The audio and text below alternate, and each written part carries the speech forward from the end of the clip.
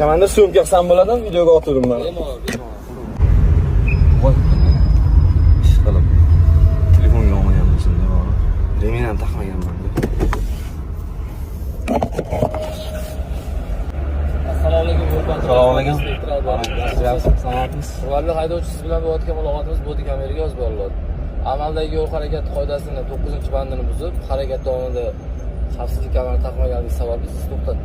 Marhamat, tegishli hujjatlar istadim bor. Bo'l.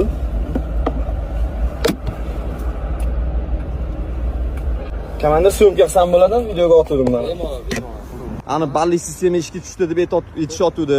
Shunda hozir menga bal qo'shiladimi remen taqmay kelayotganimga? Xavfsizlik kamari taqmaganligingiz uchun xavfsizlik kamari taqmaganligingiz uchun bal yozilmaydi. Faqatgina qo'pol qoidabuzarliklarga, ya'ni davlat raqamsiz yurish, qizil chiroqda o'tib ketish, insonning hayotiga xavf tug'diradigan qoidabuzarliklar uchun bal joriy etilgan.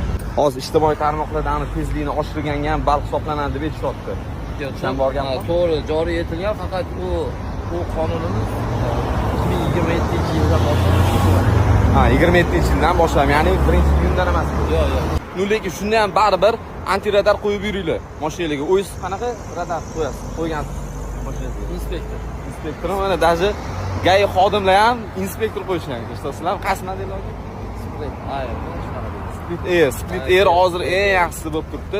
O'shandan o'rnatib olsanglar hech qanaqa обновление qilib o'tirmaysizlar. Shunda hotspot funksiyasini yoqib qo'yasizlar, o'zini o'zi обновить qilib yotaveradi. Foydali ma'lumot sizlarga.